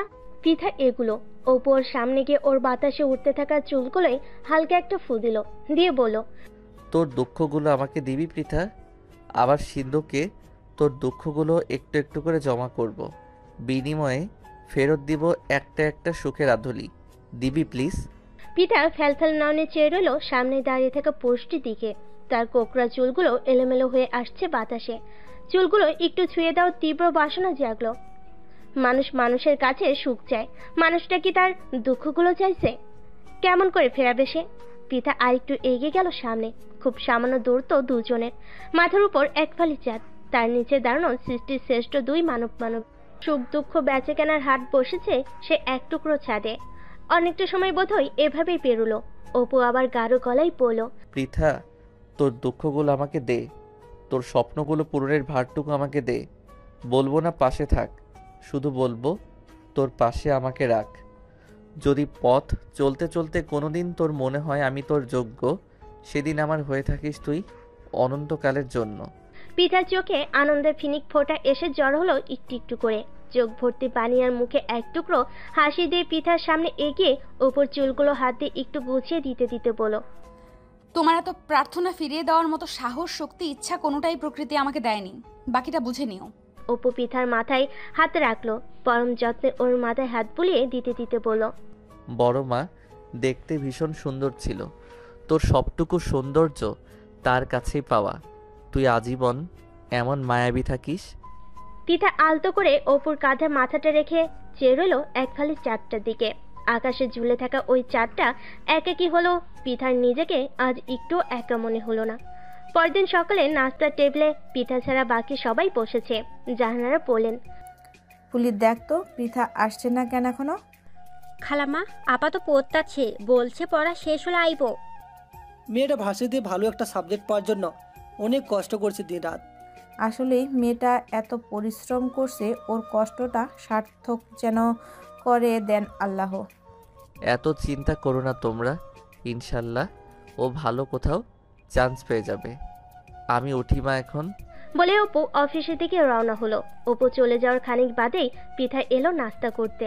বিয়ের প্রস্তাবের পর থেকে পৃথা সবার সামনে অপুর সামনে যেতে একটু লজ্জায় পায়। সে চুপচাপ নাস্তা খেতে লাগলো। পৃথা আম্মু, পড়াশোনা কেমন চলছে? জি চাচ্চু, ভালো চলছে আলহামদুলিল্লাহ। ঠিক আছে, মন দিয়ে পড়াশোনা করো মা। আপা, আপনি সারাদিন এত পড়েন, নিজের একটু খেয়ালও রাখেন না। আসেন আজকে আপনার মাথায় একটু ঠান্ডা তেল দিয়ে দিই, আরাম পাইবো আপা। আচ্ছা খালা, দিয়ে দাও, ভালোই হবে। পড়তে পড়তে মাথাটা মাঝে মধ্যে এত গরম হয়ে যায়, অশান্তি লাগে খুব। তাই তো কইলাম আপা, আপনি নাস্তা সারেন, আমি হাতের কাজগুলো সাইরা আসতেছি। খাওয়া দাওয়া সেরে পৃথার রুমে চলে যাচ্ছিল। হঠাৎ ইচ্ছে হলো অপুর রুমে যেতে। আস্তে আস্তে অপুর রুমের দরজা খুলে ভেতর ঢুকতেই পরিচিত একটা গায়ের ঘ্রাণ পেল। ঘর জুড়ে অপুর গায়ের একটা সুন্দর সুবাস। এত সুন্দর গোছানো রুমটা। ছিমছাম একটা খাট, একটা কাবার্ড, একটা স্টাডি টেবিল, দেওয়ালে সুন্দর কিছু পেন্টিং আর একটা ড্রেসিং টেবিল রাখা, পাশে কিছু ইনডোর প্ল্যান্ট। সব মিলিয়ে দারুণ সুন্দর সাজানো রুমটা। পৃথা ঘুরে ঘুরে দেখতে লাগলো। অনেকবার এই রুমে এলেও একা কখনো এভাবে আসা হয়নি। রুমটা ভীষণ পছন্দ হলো। রুমটাও পছন্দের মানুষটার মতোই গোছালো আর সুন্দর। দেখতে দেখতে পৃথার ভর্তি পরীক্ষা শুরু হয়ে গেল। শেষমেশ সে ঢাকা ইউনিভার্সিটিতে ফিজিক্স ডিপার্টমেন্টে চান্স পেয়ে গেল। আশরাফ সাহেব জাহানারা বেগম খুব খুশি হলেন ওর সাফল্যে। পিতা অপুকে ফোন করে জানাতে যাবে, এমন সময় দেখলো অপুর ফোন থেকে ওর ফোনে কল এসেছে। কল ধরতেই অপু বলে উঠল, কংগ্রাচুলেশন ম্যাডাম, ট্রিট দেন আমাকে এবার। আমি দিব নাকি তুমি আমাকে দিবা? দিন রাত কষ্ট করলাম আমি, আমাকে তোমার ট্রিট দেওয়া উচিত। তুই তো তোর নিজের পায়ে কুড়াল মারছিস রে। এত টাকা খরচ করে আমি ফকির হয়ে গেলে কষ্ট কিন্তু তোরও হবে। কথার মানে বুঝে নিতে পিতা একটু লজ্জা পেল। অপু বুঝতে পেরে পেল। সন্ধ্যায় রেডি হয়ে থাকিস, তোকে নিয়ে একটা সুন্দর জায়গায় যাব। কোথায়? গেলেই দেখবি। এখন ফোন রাখছি। আচ্ছা। তার মনে 100 প্রজাপতি ডানা মেলল। ভাবতে লাগলো আজকের দিনটা এত সুন্দর কেন। পিতা ওর সবচেয়ে প্রিয় ল্যাভেন্ডার কালার জামদানিটা বের করলো। এই জামদানিটা ওর অনেক পছন্দ হওয়া সত্ত্বেও কোনো উপলক্ষ সেভাবে না পাওয়াই পরা হয়নি। আজ সাদা ব্লাউজের সাথে জামদানিটা পরবে ঠিক করলো। খুবই হালকা সাজবে সে। চোখে কাজল, ঠোঁটে লিপস্টিক আর হালকা লুজ পাউডার। শাড়ির সাথে ম্যাচিং হিজাবটা পরে নিল। হাতে কিছু চুড়ি। ব্যাস, সাজ কমপ্লিট। অপু বাসে ফিরেছে 1 ঘন্টা আগে। সেও নিশ্চয়ই রেডি হয়ে গিয়েছে এতক্ষণে। পিতা আয়নার সামনে নিজেকে আরেকবার একটু দেখে নিতেই ফোনে টুংটাং মেসেজ। অপু লিখেছে, আমি নিচে আছি, অপেক্ষা করছি। পিতা তাড়াতাড়ি জুতাটা পরে রুম থেকে বের হলো। বেরোনোর সাথে সাথে সামনে পড়লো ফুলি। ওকে দেখেই চোখ কপালে তুলে ফেললো সে। আপা, আপনাকে তো খুবই সুন্দর লাগতাছে। মাশাল্লাহ মাশাল্লাহ, আপনি এত সুন্দর কেন আপা? তোমার দেখার চোখ সুন্দর, তাই তোমার চোখে আমাকেও সুন্দর লাগছে। চাচিমণি কোথায় দেখেছো? খালাম্মা তো রুমে। আচ্ছা, চাচিমণিকে তুমি একটু বলে দিও আমি অপু ভাইয়ার সাথে একটু বেরোচ্ছি, জলদিই ফিরে আসবো। আচ্ছা, আমি বলে দেব রে, আপনি যান। ঠিক আছে। বলে পিঠা বের হয়ে গেল। গেটের বাইরে বেরোতেই দেখলো অপু দাঁড়িয়ে আছে। সাদা শুভ্র পাঞ্জাবিতে অপুকে কি দারুণ মানিয়েছে। অপু উল্টো দিকে মুখ করে দাঁড়িয়েছিল। পিঠা ওর পিছনে গিয়ে খুক খুক করে একটু কাশলো। অপু চমকে পিছনে তাকালো। অপুকে চমকে দিয়ে পিঠা খিলখিল করে হাসতে লাগলো। আচ্ছা, আমাকে এখানে দাঁড় করিয়ে রেখে তোর খুব হাসি পাচ্ছে। বাহ বাহ, এত আটা ময়দা মাখতে কে বলেছে তোকে? পেতনি একটা। অপুর কথায় পৃথার হাসি বন্ধ হয়ে গেল। বলে কি লোকটা, এত সুন্দর করে সাজলাম আর বলে কিনা পেতনি লাগছে। ঠোঁট উল্টিয়ে পৃথা বলল, আমাকে না খেপালে কি তোমার শান্তি লাগে না? একটু প্রশংসাও তো করতে পারো নাকি? তোর প্রশংসা করতে গেলে আমাকে যে সন্ন্যাসী হয়ে যেতে হবে। বলে পৃথার একটু কাছে এগিয়ে এলো অপু, গাঢ় গলায় বলল, এই রূপ নিয়ে আমার সামনে আসিস না তুই, বুঝেছিস? আমি নিজেকে আর কতবার বোঝাবো বল? আমাকে শান্তশিষ্ট থাকতে দে, অবাধ্য করিস না প্লিজ। বলতে বলতে পৃথার হাত ধরে টেনে সামনে এনে বলল, চল, এবার দেরি হয়ে যাচ্ছে। অপুর কর্মকাণ্ডে পৃথার কান গাল সব লাল হয়ে গেল। কি লজ্জা, কি লজ্জা, মাটিতে মিশে যেতে মন চাচ্ছে। লজ্জায় নুয়ে রিকশায় উঠে বসলো। কোথায় যাচ্ছি আমরা বললে না তো? খুব সুন্দর একটা জায়গায়, গেলেই দেখতে পাবি। পৃথা আর কিছু জিজ্ঞেস করলো না। অপুর শরীর থেকে কি সুন্দর একটা ঘ্রাণ এসে নাকে লাগছে তার। এত সুন্দর ঘ্রাণ নিতে নিতে সে কোথাও যেন হারিয়ে যাচ্ছিল। অনেকক্ষণ পর একটা জায়গায় এসে রিকশাটা থামলো। পৃথা আশেপাশে তাকিয়ে দেখলো বেশ সুন্দর জায়গাটা। একটা নদীও আছে, পাশে একটা ঘাট, তাতে একটা ছোট্ট নৌকা বাঁধা। আশেপাশে বড় বড় ধান ক্ষেত, কিছু গাছ, সব মিলে খুবই সুন্দর, একদম সবুজ প্রকৃতি। ওরা দুজনে সামনে এগিয়ে গেল। শাড়ি পরে হাঁটতে একটু বেগ পেতে হচ্ছিল বলে ওপর হাতটা বাড়িয়ে দিল, বলল, আমার হাত ধরে হাঁট, যেভাবে হাঁটছিস মনে হচ্ছে যে কোনো সময় মাটিতে গড়াগড়ি খাবি। কথাটা বেঠিক বলেনি ভাবলো পৃথা। অপুর হাতটা ধরে সামনের দিকে হেঁটে চলল। হাঁটতে হাঁটতে নৌকার ঘাটে এসে পৌঁছালো। মাঝি নৌকাতেই ছিল, ওদের দেখে এগিয়ে এলো। অপু বলল, মামা, আমরা একটু নদীতে ঘুরবো, নিয়ে চলেন। জি আসেন মামা। অপু পৃথাকে ওর হাত বাড়িয়ে দিয়ে ডেকে বলল, আয় সাবধানে। ওর হাত ধরে পৃথা নৌকায় উঠে বসলো। কি সুন্দর শান্ত নদীটা। পৃথা পা ভিজে বসলো পানিতে। সন্ধ্যা নেমে আসছে, চারপাশটাই অদ্ভুত সুন্দর আলোর খেলা। পৃথা চোখ বন্ধ করে চারপাশটা উপভোগ করছিল।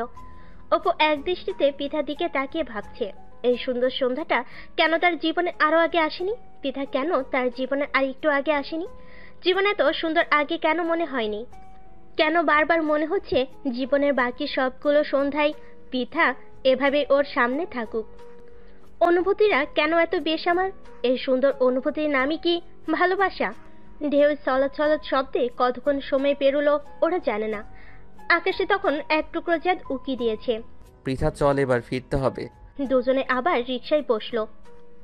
শহরের দিকে যেতেই রাস্তার এক পাশে ফুচকার ভ্যান দেখতে পেল ওরা। অপু পৃথাকে বলল, চল এখানেই নামা যাক। পৃথা মাথা নাড়ল। ভাড়া মিটিয়ে ফুচকার ভ্যানের কাছে গিয়ে অপু বলল, মামা ফুচকা বানাও। পৃথার চোখ তো তখন চকচক করছে আনন্দে। ফুচকা পেলে তো আর তার আর কিছুই লাগে না। গপ গপ একের পর এক সাবাস করতে লাগলো। ঝালে নাকের পানি চোখের পানিতে একাকার। গাল দুটো টমেটোর মতো লাল হয়ে গেল। ঝালে একাকার হয়ে গেছিস, তাও ফুচকা খাওয়া থামছে না? হয়েছে অনেক, এবার থাম প্লিজ, আর কয়টা খাই না। আর একটাও না, চল। বলে টেনে পৃথাকে নিয়ে হাঁটতে শুরু করলো সে। উফ, তুমি কিন্তু খুব খারাপ ভাইয়া। আবার ভাইয়া ডাকে মেজাজ চড়ে উঠলো অপুর। একবার ডাকলি কেন, আরো ডাক। কি মধুর ডাক, আহা ভাইয়া। অপুর কথার ভঙ্গিতে হাসতে শুরু করলো এবার পৃথা। বেশ রাত হয়েছে, হালকা হালকা ঠান্ডা লাগছে। অপু একটা রেস্টুরেন্ট থেকে কিছু খাবার পার্সেল নিয়ে নিল। বাবা মা পৃথা সবাইকে নিয়ে একসাথে খাবার খাওয়ার জন্য। হাঁটতে হাঁটতে একটা ফুলের দোকান পড়লো সামনে। সেখান থেকে পৃথার জন্য ফুল দিয়ে বানানো হাতের বালা নিল। দেখি হাত দে, বলে পৃথার হাত টেনে নিয়ে বালা দুটো পরিয়ে দিল। ফর্সা গোলগাল হাতে বালাগুলো কি সুন্দর মানিয়েছে। হাত নেড়ে চেড়ে দেখতে লাগলো পৃথা। রিকশায় করে বাড়ি ফিরে চলল ওরা। ড্রয়িং রুমে ঢুকতেই দেখতে পেল সোফায় এক মহিলা বসা। চিনতে পারলো না ওনাকে। আরেক পাশে সাইদ ভাইয়া আর অদিতি আপুকে দেখতে পেল।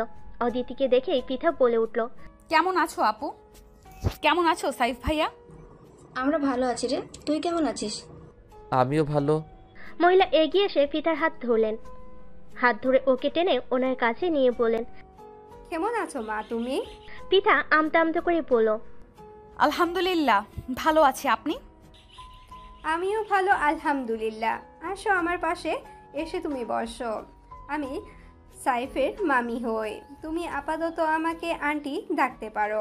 হাসো, বলো মামুনি আমার পাশে বসো। বাহ, তোমার হাতের ফুলগুলো বেশ সুন্দর তো, খুব মানিয়েছে। পৃথা চট করে অপুর দিকে তাকালো। অপুর চেহারা দেখেই বুঝলো রেগে যাচ্ছে সে। পিতাকে হাত ধরে টেনে মহিলা তার পাশে বসিয়ে দিলেন। পিতা এবার জাহানারা বেগমের দিকে তাকলো। জাহানারা বেগম চুপচাপ।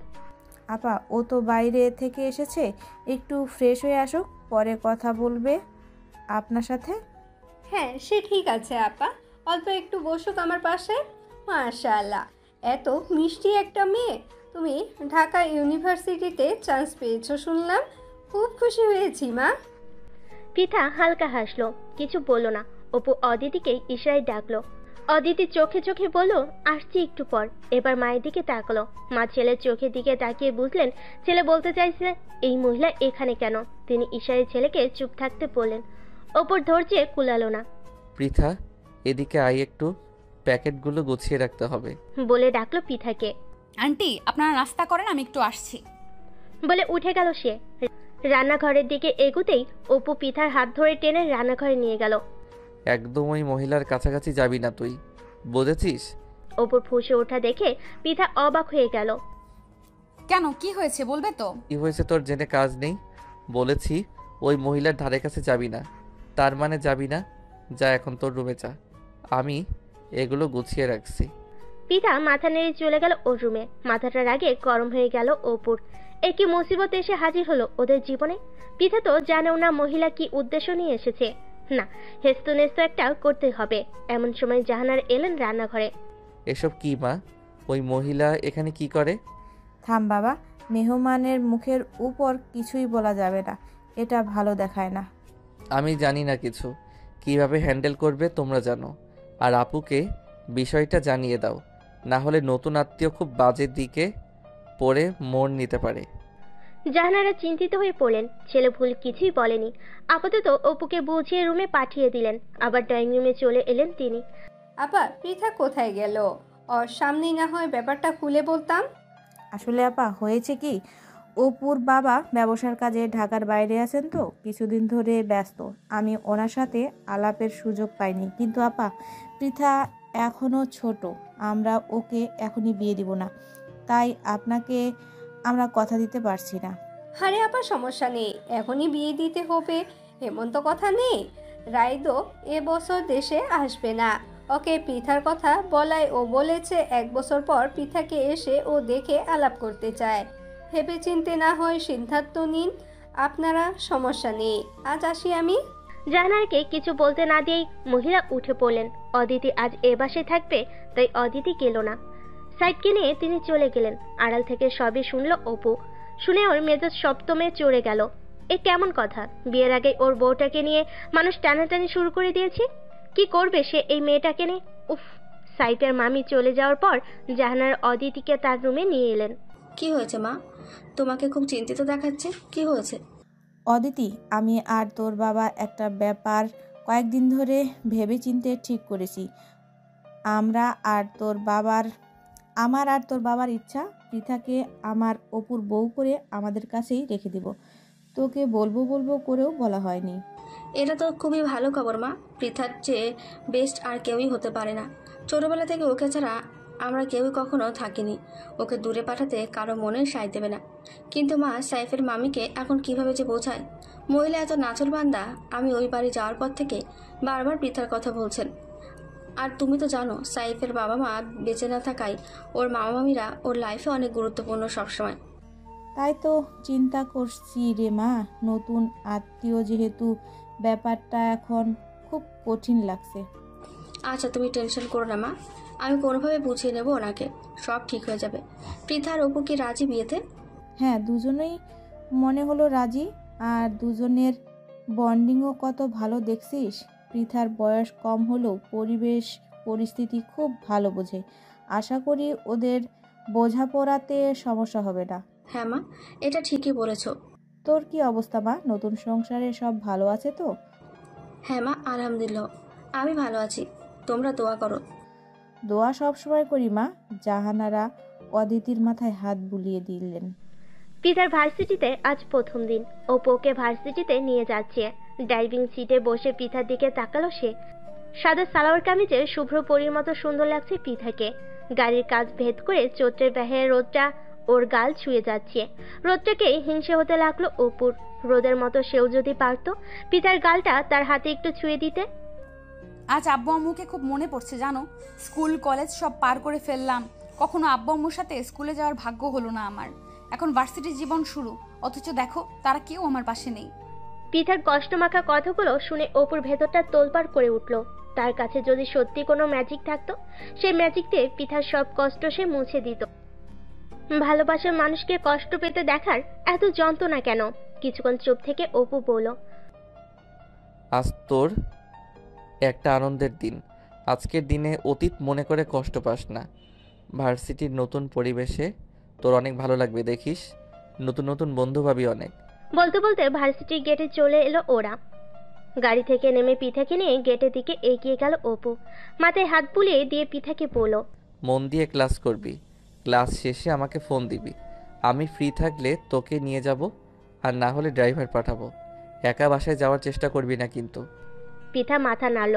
ইদানিং মানুষটা ওর কত কাছে চলে এসেছে, কত খেয়াল রাখছে। ভাবতেই মনটা আনন্দে ভরে উঠল, আবার সাথে সাথে মনটা আনচান করে উঠল।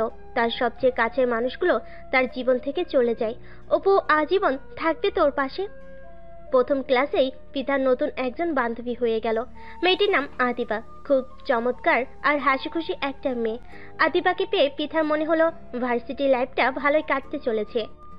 সন্ধ্যায় বাসায় ফিরে পৃথা অদিতি আর জাহানারা বেগমের সাথে অনেক অনেক গল্প করলো।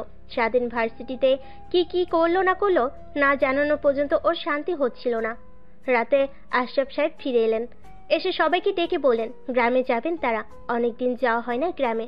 সেখানে অপুর দাদি আছেন, তার ছোট এক ফুপু আছে। সবাই মিলে বেরিয়ে আসা যাবে। পরের সপ্তাহে পৃথা ভার্সিটিতে কয়েকদিনের জন্য বন্ধ আছে, সেই বন্ধে বেরিয়ে আসবেন। জাহানারা বুঝলেন অপুর বাবা বেড়ানো উপলক্ষে বিয়ের কথাটাও সেরে আসবেন। মনে মনে তিনিও খুশি হলেন। আদিবা মেসেজ দিল হোয়াটসঅ্যাপে স্যারের আজকের ক্লাসের টপিকে কিছু নোট করেছে, সেগুলো পৃথাকে শেয়ার করলো। একদিনে মেয়েটিকে খুব আপন মনে হলো পৃথার। কথায় কথায় পৃথা আদিবাকে জিজ্ঞেস করলো ওর পরিবারে কে কে আছে।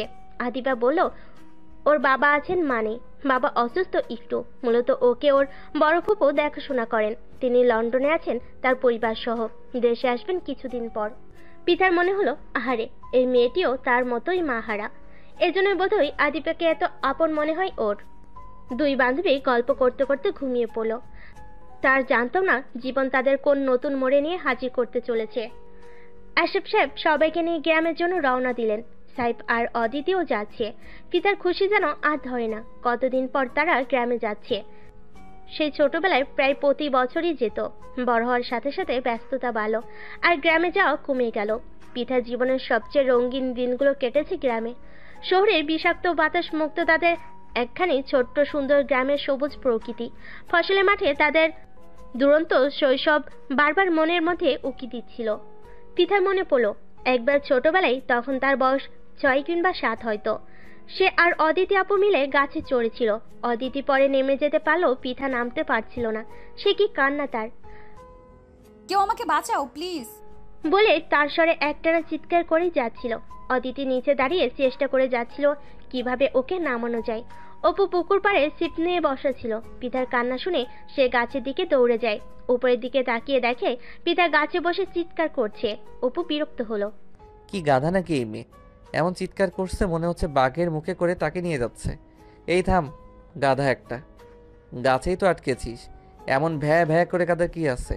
ছোট গাছ, যেভাবে উঠেছিস সেভাবে নেমে আয়। পারছি না ভাইয়া, প্লিজ আমাকে বাঁচাও, না হলে সারা জীবন আমার এই গাছেই কাটিয়ে দিতে হবে বলে আরো জোরে কেঁদে উঠল সে।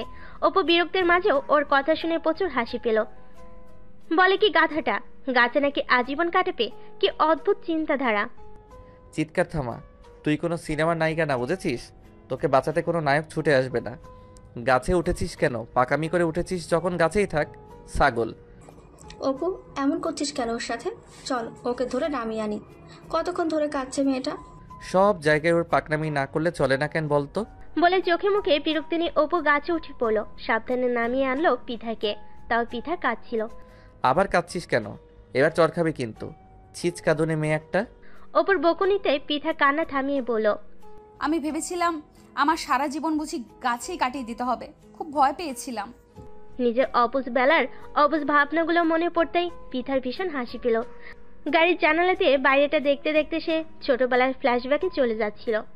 ড্রাইভিং সিটে বসেছে অপু, তার পাশে আশরাফ সাহেব, পিছনে জাহানারা আর পিঠা, আর শেষের সিটে অদিতি আর সাইদ।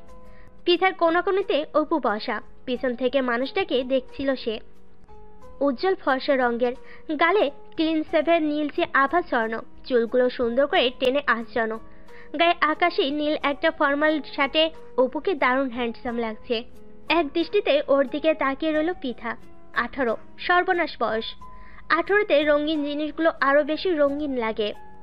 মনে প্রতিনিয়ত উঠতে থাকে শত ডানার প্রজাপতি। হুট করে সেই প্রজাপতিরা একদিন গিয়ে বসে কোনো ভালো লাগার মানুষের গায়ে, আর সেখানেই সর্বনাশের শুরু। কবিগুরু রবীন্দ্রনাথের সেই বিখ্যাত লাইন দুটো মনে পড়ল। পৌষ শেষের আলোয় রাঙা সেদিন চৈত্র মাস, তোমার চোখে দেখেছিলাম আমার সর্বনাশ। পিতার মনে হলো তার শত ডানার প্রজাপতিগুলো তাদের ঠিকানা খুঁজে পেয়েছে, গিয়ে বসেছে এমন মানুষের গায়ে যে মানুষটা তার চিরকালে চেনা। ড্রাইভিং সিটে বসে অপু এক মনে গাড়ি চালাচ্ছিল। কয়েকবার পিছনে তাকানোর চেষ্টা করেও পায়নি। বাবা একদম পাশে বসা, তিনি বিভিন্ন বিষয় নিয়ে ছেলের সাথে আলাপ শুরু করেছেন। বাবার নজর এড়িয়ে পেছনে তাকানো যাচ্ছে না কোনোভাবে। অপু চুলগুলো দেখার ভান করে আস্তে উপরে থাকা আয়নাটা একটু ঘুরিয়ে দিল। যাক, অল্প হলেও পিঠাকে দেখা যাচ্ছে। একটু পরপর আয়নায় চোখ রাখছিল সে। পিঠা বাইরের দিকে তাকে কি এত ভাবছে, আবার মুচকি হাসছে। ব্যাপারটা কি? ছোটবেলার কথা মনে পড়ছে নাকি? গ্রামে তাদের সবচেয়ে সুন্দর সময়গুলো কেটেছিল। পিঠা আর অদিতি আপু সারাদিন খেলাধুলায় মেতে থাকতো আর আজব কাণ্ড ঘটাতো। ছোট বয়সে ছোট হয়, প্রচুর বকুনি খেয়েছে অপুর। ছোটবেলায় পিঠা আস্ত একটা গাধা ছিল, কি সব আজব কথা বলতো। একদিন সে পুকুর পাড়ে বসে মাছ ধরছে, আর দৌড়ে কোথা থেকে এসে বলে, ভাইয়া তুমি নাকি হাঙ্গর মাছ ধরেছ? এই ইয়া বড়। এসব আজগুবি কথা কোথায় পাস তুই? আমি হাঙর কিভাবে ধরবো? আমি ধরেছি পুঁটি মাছ, এই দেখ। ও মা, এত ছোট? আমি আরো ভাবলাম তুমি এত বড় ছিপ নিয়ে বুঝি হাঙর মাছ ধরছো। হা হা করে অপু হেসে উঠল পিঠার অবুঝ কথাগুলো শুনে। ছোট্ট সেই অবুঝ মেয়েটা বড় হতে হতে কেমন চুপচাপ আর শান্ত হয়ে গেল। খুব একটা আর অপুর কাছে ছুটে আসতো না, অদ্ভুত সব প্রশ্ন করতো না। আর বড়বেলায় এসে পিতা হয়ে গেল শান্তশিষ্ট এক নদী। ছোটবেলায় সেই অবুঝ পিঠাকে অপু কতটা মিস করে তা পিঠা কখনো জানতে পায়নি। সময়ের পরিবর্তনের কালের পরিক্রমায় বড়বেলায় এসে সেই অবুঝ বালিকায় তার মনের ঘরে বসবাস করা শুরু করেছে। চিরকালে চেনা, তাও মনে হয় এই বালিকার মনের আরও খবর জানা বাকি রয়ে গেছে। তার মনের অনেক গোপন পৃষ্ঠা পড়া বাকি রয়ে গেছে। শখের নারী সদা রহস্যময়ী পুরুষের কাছে জানলেও যেন জানার বাকি রয়ে যায়। আরও জানতে ইচ্ছে হয় তাকে। কৌতূহল শুধু বেড়েই চলে নিরন্তর। শেষ বিকেলের দিকে গ্রামের বাড়িতে পৌঁছে গেল ওরা সবাই। বাড়ির সামনে লোহার গেট, এরপর ভেতরে একটা বড় উঠোন। উঠোনের একপাশে কিছু ফুলের গাছ, সেখানে নয়নতারা আর জবা ফুলের ছড়াছড়ি। একপাশে রয়েছে মাধবীলতার ঝাড়। ঘরের মূল গেটের উপর বাগান বিলাসের শোভা পাচ্ছে। অপুর দাদাজান ভীষণ শৌখিন একজন মানুষ ছিলেন। তিনি নিজ হাতে এই বাড়িকে সাজিয়েছিলেন। তিনি মারা যাওয়ার পর অপুর দাদিজান তার স্বামীর সেই সাজানো বাড়িটাকে আঁকড়ে ধরে বেঁচে আছেন। পিতা বাড়ির উঠোনে ঢুকে অদিতিকে বলল, আপু মনে আছে তোমার এই উঠানে আমরা কত এক্কা দোক্কা খেলতাম, কত কানামাছি খেলতাম? মনে আছে রে, আমার কত সুন্দর বিকেল কেটেছে এই বাড়ির উঠোনে। সেসব আমি কিভাবে ভুলবো বল। বাড়ির ভেতরে ঢুকে সোজা দাদিজানের রুমে চলে গেল ওরা। অনেকদিন পর ছেলের বউ, নাতি নাতনি জামাই সবাইকে দেখে ওদের দাদিজান দিলারা বেগম খুশিতে আটখানা হয়ে গেলেন। পিঠার অদিতিকে কাছে ডেকে বলেন, আমার বোনেরা তোমরা আসো, কতদিন পর দাদির কেমন পড়লো তোমাদের? আসো আমার কাছে, আসো, বসো, প্রাণ ভরে আদর করি তোমাদের। পিঠা দাদিজানের কোলে শুয়ে পড়ল। আহা, কি সুন্দর একটা মিষ্টি ঘ্রাণ দাদিজানের শরীরে। সেই ঘ্রাণে মেখে চুপচাপ শুয়ে রইল। অপু দাঁড়িয়ে পিঠাকে দেখছ, কেমন আদরের বাচ্চাদের মতো দাদিজানের কোলে শুয়ে আছে মেয়েটার পুরোটাই আদর। আমার অপু দাদু ভাই, তুমি দূরে কেন? আসো ভাই, আমার কাছে আসো। অপুকে কাছে বসিয়ে দেখতে লাগলেন দিলারা বেগম। মাশাআল্লাহ, আমার অপু দেখতে কত সুন্দর হয়েছে, মাশাআল্লাহ। তুমি নাকি মাস্টার আর হইছো দাদুভাই? ছোটোবেলায় তোমার জ্ঞানী কথা শুনে আর শান্তশিষ্ট রূপ দেখে আমি বুঝেছিলাম একদিন তুমি মাস্টার হইবা। জি দাদিজান, তুমি দোয়া করো আমার জন্য। অবশ্যই দোয়া করি। তোমরা এবার ফ্রেশ হয়ে আসো, খাওয়া দাওয়া করো, তোমার ফুফুর সাথেও দেখা করো, আমি সব ব্যবস্থা করতেছি। দাদিজান, আমি একটু তোমার কোলে শুয়ে থাকি প্লিজ, খুব শান্তি লাগছে এখানে। অদিতি আপুর বিয়েতে তুমি গেলে না কেন? আমি অনেক রাগ করেছি। এই শরীর নিয়ে কিভাবে যাই বলো? তাই তোমার শাশুকে বলছি বিয়ের পর তোমাদের নিয়ে আমার এখানে চলে আসতে। সাহেব দাদিজানকে সালাম দিলেন, তাকেও দোয়া করলেন দাদিজান। সবাই যার যার রুমে চলে গেল। পিতা শুয়ে রইল দাদির কোলে, অপু সেখানে দাঁড়িয়ে রইল। কি গো দাদু ভাই, তুমি যাচ্ছ না যে? রুমে গিয়ে আরাম করো কিছুক্ষণ। অপু আমতা আমতা করতে লাগলো। দাদিকে এবার কিভাবে বোঝাবে তার পিতার কাছাকাছি থাকতে ইচ্ছে করছে। অফিসিয়াল সব কাজ ফেলে সে ছুটে আসার বড় কারণ এই মেয়ে, যে তার দিকে বিন্দুমাত্র নজর না দিয়ে দাদির কোলে গিয়ে ঘাপটি মেরে শুয়ে আছে এখন। পিতা সব বুঝতে পেরে দাদির কোলে মুখ চেপে হাসতে লাগলো। মানুষটা এত বেহায়া কবে থেকে হয়ে গেল? ইসরে, দাদি যদি জানে কি কেলেঙ্কারি লজ্জায় পড়বে সে বুঝতে পারছে না, তাও খাম্বার মতো দাঁড়িয়ে থাকাই লাগবে। এই পৃথা, উঠে আয় তো, আমার ব্যাগ মায়ের কাছে গিয়ে এনে দে যা। ইস, আমি কি তোমার ফরমায়েশ খাটতে এসেছি নাকি এখানে? দেখছো না আমি দাদিজানের কোলে শুয়ে আরাম করছি, তুমি অন্য কাউকে বলো। অপু চোখ কটমট করে তাকালো। পিতা দেখেও যেন না দেখার ভান করলো। আরাম করাচ্ছি তোকে ভালো করে, মনে মনে বলে দরজা থেকে বেরোতেই সামনে পড়লো এক মেয়ে। বড় জোর বয়স 16 কিংবা 17 হবে। ওর দিকে অবাক চোখে ড্যাব ড্যাব করে তাকিয়ে আছে। অপুর ভুরু কুচকে গেল। কি ব্যাপার, এই মেয়ে এভাবে তাকাচ্ছে কেন? আর ও কে? আসসালামু আলাইকুম। ওয়ালাইকুম আসসালাম। তুমি কে? বয়সে অনেক ছোট দেখেই তুমি করে বলল মেয়েটাকে। জি, আমি আপনার ফুফুর ননদের মেয়ে, আমার নাম ইরিন। ও আচ্ছা, আমার মাকে দেখেছো? জি, উনি আপনার ফুফুর রুমে। ওকে বলে মাথা নাড়িয়ে অপু সামনের দিকে চলে গেল। ইন মুগ্ধ দৃষ্টিতে অপুর পানে চেয়ে রইল। এত সুন্দর দেখতে মানুষ সে তার জীবনও দেখেনি। অপূর্ব নামের মানুষটা নামের মতোই অপূর্ব। পিতার রুম থেকে বেরিয়ে দেখলো একটা মেয়ে অপুর দিকে তাকিয়ে মুচকি হাসছে। পিতার কপাল আপনা আপনি ভাঁজ হয়ে এলো। কি ব্যাপার, এত কি দেখছে সে অপুর দিকে? অজানা আশঙ্কায় পিতার বুকটা ধুক করে উঠল। দাদিজানের রুম থেকে বেরিয়ে পিতা ফুপুর রুমে গেল। ফুপুর সাথে কৌশল বিনিময় করে ওর জন্য বদ্ধ রুমটায় চলে গেল। সারাদিন জার্নি করে শরীর অনেক ক্লান্ত। ভালোভাবে ফ্রেশ হয়ে সে বারান্দায় গিয়ে দাঁড়ালো। বাইরে সন্ধ্যার সুন্দর হাওয়া বইছে, সেই হাওয়ায় কেবল প্রাণী জুড়িয়ে আসে। শহরের এই বাতাসটা কেন যে পাওয়া যায় না। গ্রামের সন্ধ্যায় যেন অদ্ভুত একটা মায়া, ঘরে ফেরার অদ্ভুত এক আহ্বান। বারান্দা দিয়ে অপুর রুমটা দেখা যাচ্ছে। যাবে কিনা একবার ভাবলো পিঠা, তখন দেখেছিল সে যায়নি না জানি এখন সেটার জন্য বকুনি খাওয়া লাগে। এখানে আসার পর একবারও খোঁজ নেওয়া হয়নি মানুষটার। তারপর তখন ওই স্যাঁচড়া মেয়েটার অমনভাবে অপুর দিকে তাকিয়ে থাকাটা একদম ভালো লাগেনি পিঠার। মনে মনে খুব রাগ পেল ওই মেয়েটার উপর। দোমনা করেও শেষে পিঠা ভাবলো একবার অপুর রুমে গিয়ে ওর খোঁজ খবর নিয়ে আসা যাক। বকুনি হজম করে নিবে, ছোটবেলা থেকেই বকুনি হজম করেছে, এ আর নতুন কি। অপুর রুমটা অন্ধকার হয়ে আছে, কিছু দেখতে পাচ্ছে না। পিঠা গলা খাকারি দিল। ভেতরে আয়। লাইট নিভিয়ে অন্ধকারে কি করছো? বলতে বলতে লাইট জ্বালিয়ে দিল পিঠা। দেখলো অপু খাটে আদর্শ হয়ে আছে। আলো জ্বেলেছিস কেন? অন্ধকারেই ভালো লাগছিল। মন খারাপ? তা জেনে তুই কি করবি? যা, দাদিজানের কোলে গিয়ে শুয়ে থাক। পিঠা অল্প হাসলো। মশাই রাগ করেছে তাহলে?